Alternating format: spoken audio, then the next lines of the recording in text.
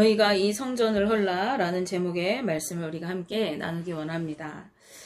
우리는 지금 사순절 기간을 보내고 있습니다.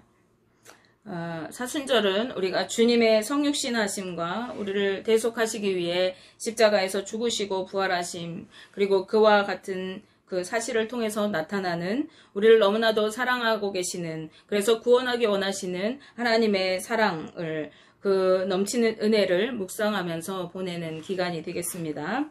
우리가 예수님께서 십자가에 달리시기까지의 그 사역을 묵상할 때 빠지지 않고 등장하는 사건 중에 하나가 바로 성전 정화 사건입니다. 우리가 지난 수요일에 청소에 관한 얘기를 했는데요.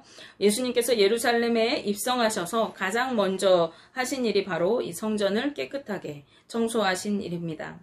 예수님께서는 유월절을 맞이하여서 예루살렘으로 올라가셨다가 성전 안에서 소와 양과 비둘기 등을 파는 그런 사람들, 그리고 돈을 바꿔주는 환전상들이 앉아있는 것을 보시고 노끈으로 채찍을 만들어서 그 가축들을 모두 성전 밖으로 내쫓으시고 또 돈 바꾸는 사람들의 돈을 쏟으시고 또 그 상을 둘러 엎으시고 그들에게 매우 분노하셨습니다. 예수님께서 이렇게 이례적으로 분노하셨는데, 그리고 그들을 향해서 책망하셨는데, 그 이유를 보니까요, 누가복음 19장 46절 말씀에 이렇게 되어 있습니다. 그들에게 이르시되 기록된 바 내 집은 기도하는 집이 되리라 하였거늘 너희는 강도의 소굴을 만들었도다 하시니라 라고 말씀하세요. 강도의 소굴이 되어버린 하나님의 집, 그것에 대해서 예수님은 거룩한 의분이 나셨던 것이고, 그곳에 있는 사람들을 향해서 심히 노하시고 책망하시는 모습을 볼 수 있어요. 오늘 본문 말씀 16절 말씀에도 내 아버지의 집으로 장사하는 집을 만들지 말라라고 예수님께서 말씀하십니다. 예수님의 말씀을 통해서 우리는 이들이 이득을 얻고 장사하고 있었음을 알 수가 있죠. 그 모습이 무엇과 같을까 제가 생각을 해보다가 행사가 있을 때 학교 앞의 모습과 같지 않을까 하는 생각을 해보게 되었습니다. 여러분이 입학식이나 졸업식에 가보신 일이 있으실 거예요. 그런 날이면은 어김없이 펼쳐지는 광경이 있습니다. 바로 꽃과 선물을 파는 장사치들이 학교 앞은 물론이고 운동장 안까지 장사진을 이루고 앞다투어서 호객행위를 하는 모습인데요. 물론 멀리서 오느라고 또는 바빠서 급하게 오느라고 미처 꽃이나 선물을 준비하지 못한 채 그 예식에 참석한 이들에게 이런 장사치가 얼마나 반갑고 또 미처 준비하지 못한 선물을 할 수 있게 해주는 고마운 사람들이겠어요.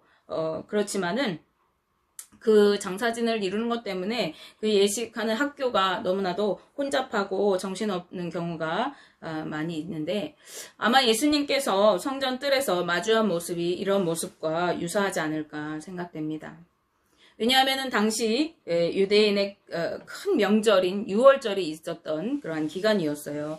그래서 절기에 해당하는 이 유대인들의 명절인 유월절에 유대인들은 전국 방방곡곡에서 성전에 올라가서 제사를 드리는 그러한 전통이 이어져 오고 있었죠. 근데 물론 이 전통은 이스라엘 백성들의 조상 때에 출애굽 당시부터 하나님께서 제정하신 것이었습니다. 어쨌든 이들이 절기를 지키고 제사를 지내기 위해서는 원근 각처에서 많은 사람들이 그곳 예루살렘으로 몰려오게 되어 있었고, 이때 아주 먼 곳에서부터 가축을 끌고 오는 일들은 여간 어려운 일이 아닐 수가 없었겠죠. 오다가 가축이 힘들어서 죽기도 할 것이고 또 강도를 만나기도 할 것이고 그러한 일들이 비일비재했을 것입니다. 그렇다 보니까 사람들은 더 쉽고 편리한 방법들을 고안하게 되었겠죠. 그래서 번거롭게 가축을 멀리서부터 끌고 올 것이 아니라 대신 돈을 가지고 몸만 이렇게 와가지고 성전 가까이에서 제물로 쓸 그 가축을 사는 일이 이제 빈번하게 일어나게 되었던 그 문화가 되었을 것 같아요. 그러다가 보니까 이제 아예 성전 안에서 이러한 매매가 이루어지는 지경에 이르게 되었을 것입니다.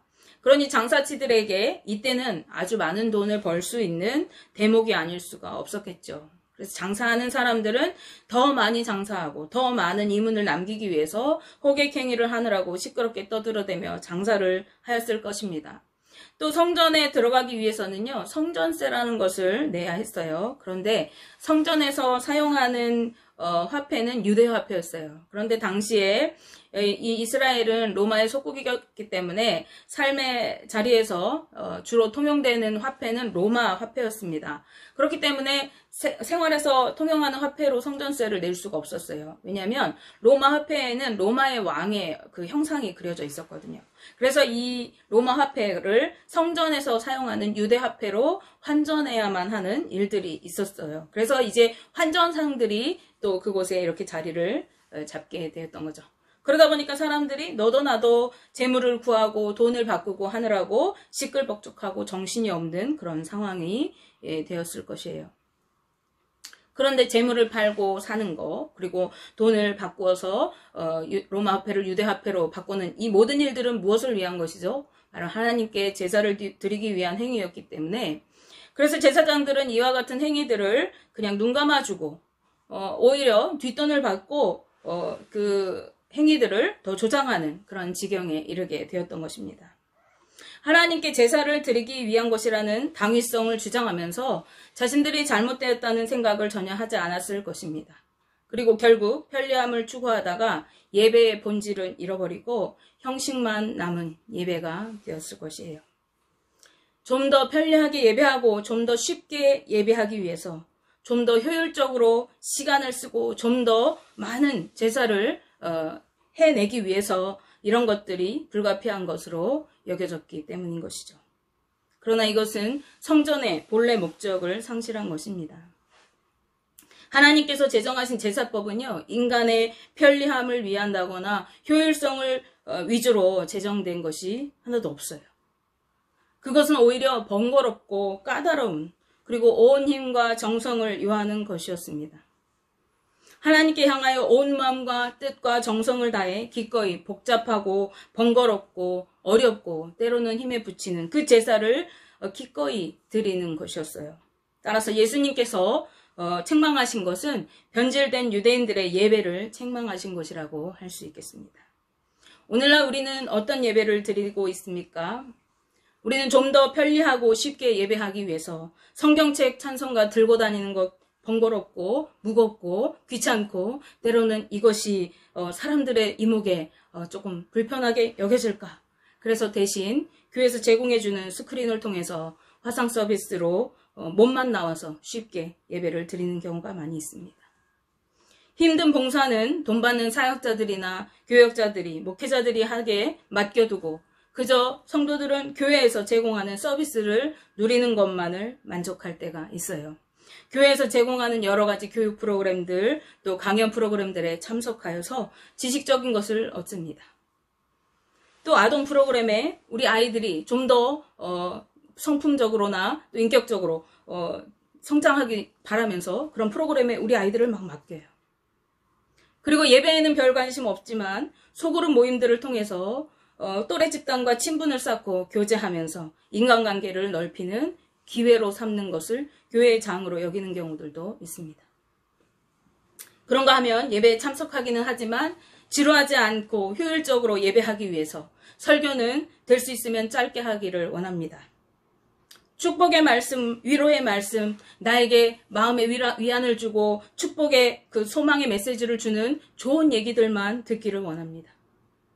되도록이면 1시간 안에 예배를 마치기를 원하고 예배가 조금 길어지면 어떤 경우는 내가 지금 바쁜 일이 있는데 예배가 일찍 끝날 줄 알았더니 안 끝나서 나 가봐야 되겠다고 예배하는 중간에 일어나서 나가시기도 합니다. 혹은 예배를 안 드릴 수는 없고 마음의 가책은 있어서 영상으로 예배를 드리면서 다른 볼일을 보고 가족들이 여행을 가고 그 안에서 예배를 영상으로 대충 때우는 그런 경우들이 있어요. 물론 그렇게라도 예배를 드리려고 하는 그 마음은 참 귀한 것입니다.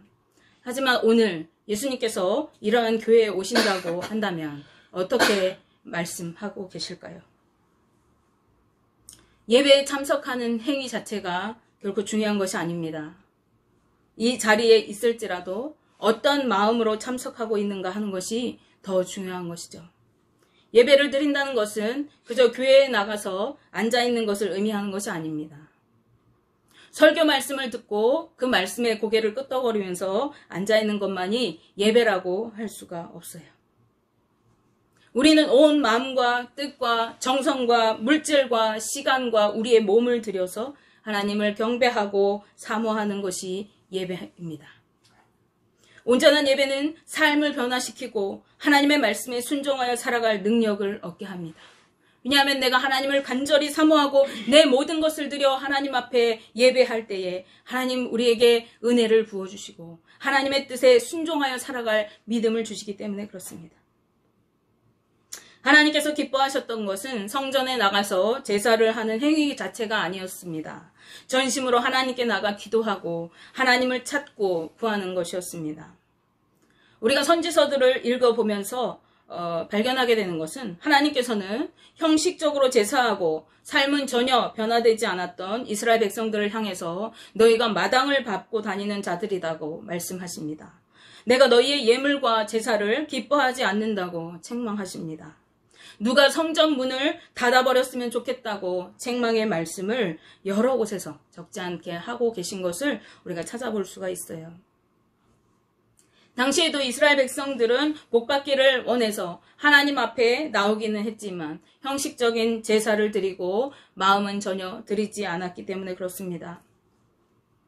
우리가 지난 시간에 살펴봤던 시편 51편 16절 17절 말씀에서 시편 기자가 이렇게 고백합니다. 주께서는 제사를 기뻐하지 아니하시나니 그렇지 아니하면 내가 드렸을 것이라. 주는 번제를 기뻐하지 아니하시나이다. 하나님께서 구하시는 제사는 상한 심령이라. 하나님이여 상하고 통회하는 마음을 주께서 멸시하지 아니하시리이다. 아멘. 하나님은 형식적인 제사, 형식적인 예배가 아니라 상하고 갈급한 심령으로 주님 앞에 엎드리며 회개하고 자복하고 간절히 주님을 찾는 우리의 마음을 받기 원하시는 것입니다. 그러나 변질된 믿음은 하나님께 마음을 들이지 않습니다. 오히려 하나님을 이용하려고 해요. 하나님이 우리를 위해 존재하는 것처럼 여기게 됩니다. 하나님 앞에 나가서 겸손히 엎드리는 것이 아니라 나를 위해 하나님께서 움직여 주시기를 바라는 것이죠. 사무엘상 4장 말씀에는요, 이스라엘과 블레셋의 전투를 벌이는 그 상황에서 언약궤를 빼앗긴 장면이 소개되고 있습니다. 이스라엘 민족이 블레셋과 전투를 벌이다가 패배하게 되었어요. 그래서 4,000명이나 되는 수많은 백성들이 죽임을 당하게 되니까요. 이스라엘 백성들과 그 장로들이 함께 모여서 회의를 합니다. 그때 장로들이 이렇게 얘기하는 거예요. 3절 말씀이에요. 백성이 진영으로 돌아오매 이스라엘 장로들이 이르되 여호와께서 어찌하여 우리에게 오늘 블레셋 사람들 앞에 패하게 하시는고 여호와의 언약궤를 실로에서 우리에게로 가져다가 우리 중에 있게 하여 그것으로 우리를 우리 원수들의 손에서 구원하게 하자 하니.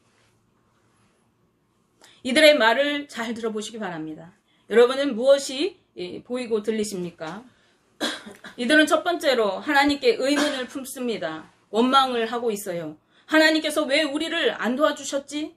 우리는 하나님 백성인데 당연히 도와주셔야 하는 거 아니야? 이게 말이 되는 사건이야? 라고 따져 묻고 있는 것입니다. 자신들의 행위를 돌아보고 하나님의 뜻을 묻는 대신에 우리가 하나님의 백성이라면 당연히 우리 편이 되어주셔서 우리를 위해 싸워주셔야 되는 거 아니냐고 따지고 있는 것입니다. 다음으로 이들은 언약궤를 의지합니다. 구원은 여호와 하나님께 있는데도 그것을 가져다가 그 언약궤로 자신들을 구원하게 하자고 말합니다. 언약궤는 무엇입니까? 언약궤는 하나님의 말씀이 들어있는 상자입니다. 하나님께서는 그 덮개 위에 임하셔서 이스라엘과 만나주시겠다고 약속하셨습니다. 그 언약궤는 하나님의 성전에 있어야 하는 것이죠. 즉 그들이 주님의 성전 앞에 나아가서 하나님께 자복하고 엎드리면 하나님께서 그 언약궤 위 지성소에서 그 속죄소 위에서 임재하셔가지고 그들을 만나주시겠다고 약속해 주신 것입니다. 그렇기 때문에 이 언약궤는 필요할 때마다 이리저리 옮겨다니면서 내 용도에 맞게 사용하는 물건이 아닌 것이죠. 그러나 이들은 이 언약궤를 부적처럼 취급하면서 그것을 지니고 있으면 안전하게 구원해주는 그런 물건쯤으로 여겼던 것입니다. 하나님께 엎드려서 하나님의 뜻을 구하고 오늘 우리가 당한 이 일이 왜 일어났습니까? 하나님께 묻는 대신에 하나님께 기도하는 대신에 이들은 언약궤를 가져다 놓고는 이제는 되었다고 이제는 우리가 망하지 않을 것이라고, 이제는 구원받을 것이라고 온 백성이 큰 소리로 환호성을 질러댔습니다. 그러나 결과는 어떻게 되었습니까? 이스라엘은 참패를 당하고 그들이 의지했던 언약궤마저도 블레셋에게 빼앗기고 말았습니다. 변질된 믿음은 아무 능력이 없어요. 변질된 믿음은 주님의 은혜를 누리지도 못합니다. 하나님을 업신여기고 하나님을 내 어떠한 수호신처럼, 하나님을 믿는 것이 나의 부적처럼 그렇게 여기면서 하나님을 믿는 것은 하나님을 온전히 믿는 것이 아닌 것이죠. 잘못된 믿음인 것입니다. 다시 본문으로 돌아가겠습니다. 변질된 믿음을 가지고 있었던 유대인들은요, 그들을 책망하시는 예수님께 대해서 적대적인 감정을 가지고 이렇게 비난하면서 얘기합니다. 내가 이런 일을 행하니 무슨 표적을 우리에게 보이겠느냐. 이것은 그들이 예수님을 경멸하는 투로 따져묻는 말입니다. 내가 무슨 권한으로 성전에서 이러한 난동을 부리는 것이냐라고 하는 것인 거예요. 즉 성전에서 이렇게 소란을 피울 수 있는 권리를 성전의 그 누구도, 어떤 제사장들도 너에게 준 일이 없는데 네가 이런 일을 벌이는 것을 보니까 분명히 하나님께 무슨 특별한 능력이나 계시를 받은 것 같다. 내가 그것을 우리에게 보여서 증명해라 라고 하는 거예요. 이것은 예수님을 공경에 빠뜨리려고 하는 의도에서 행한 말입니다. 그런 유대인들에게 예수님께서는 너희가 이 성전을 헐라 내가 사흘 동안에 일으키리라 라고 대답하십니다. 성전의 잘못된 것들을 몰아내시고 청소하신 예수님께서 성전을 헐어버리라고 명령하십니다. 이 명령에서 우리가 두 가지 의미를 생각해 보고자 합니다. 먼저는 변질되고 더럽혀진 성전을 헐어버리라고 하는 예수님의 명령입니다. 유대인들에게 성전은 어떤 곳입니까? 성전은 하나님을 예배하는 곳, 하나님께 나아가는 곳입니다. 하나님의 은혜를 누리는 축복의 장소인 것입니다. 그러나 믿음이 변질된 유대인들에게 성전은 하나님께 나아가 자신의 마음을 쏟아놓는 곳이기보다는 하나님께서 자신들과 함께 하신다는 안전장치와 같은, 마치 부적과 같은 곳이었습니다. 그래서 이스라엘 민족들은 예루살렘이 망하리라고 절대로 생각하지 않았어요. 왜냐, 이곳에 하나님이 계시고 우리가 하나님 백성인데 어떻게 망할 수가 있냐. 하나님 우리 편인데, 하나님께서 우리 위해 싸워주시는데 라고 했던 것이죠. 성전의 임재에 계시는 하나님보다도 하나님이 계신다고 하는 그 성전 자체가 귀하고 값진 대단한 것이 되었습니다. 이 성전을 보라. 우리와 함께 하시는 하나님이 여기 계시다라고 하는 거죠. 그리고 그들의 예배는 형식적인 모습만 남아있는 의미 없는 예배였습니다. 그래서 그 성전은 하나님께 온전히 나아갈 수 없는 그러한 타락한 곳이, 부정한 곳이, 강도의 소굴이 되어버렸던 것입니다. 그러니 이러한 성전은 무의미한 것이죠. 예수님께서는 그런 성전을 헐어버리라고 하십니다. 그 이유는 새 성전을 일으키기 위한 것입니다. 우리 안에 잘못 지어진 성전이 있다면 우리는 헐어버려야 합니다. 왜냐하면 옛 성전이 허물어질 때 비로소 새 성전이 세워지게 되기 때문입니다. 이것은 또한 성전의 소멸을 예언하신 예수님의 말씀입니다. 그리고 그 말씀은 실제로 AD 70년에 예루살렘의 멸망함을 통해서 그 성전이 완전히 회파되고 흔적도 없이 사라지게 되었습니다. 두 번째, 성전을 헐라고 하는 의미는요, 스스로 성전 되시는 예수님의 그 육체를 너희가 헐어보라 라고 도전하시는 말씀입니다. 너희가 내 육체를 헐어버릴지라도, 나를 상하게 할지라도 내가 사흘 동안에 다시 일으키겠다라고 말씀하십니다. 여기서 일으키겠다라고 하시는 말씀은요, 죽은 자가 일어나는 것을 상징할 때 하는 말이에요. 그래서 예수님께서 사흘 만에 다시 일어나실 부활을 의미하는 것입니다. 그런가 하면 너희가 지금까지 믿고 있던 이 돌로 지어진 성전, 그곳에서 행해지던 의식과 제사들은 이 땅에서 소멸해 버릴 수 있을지 모르지만 예수 그리스도를 통한 구원 사역은 누구도 없애거나 막을 수 없음을 강력하게 시사하는 말씀이기도 합니다.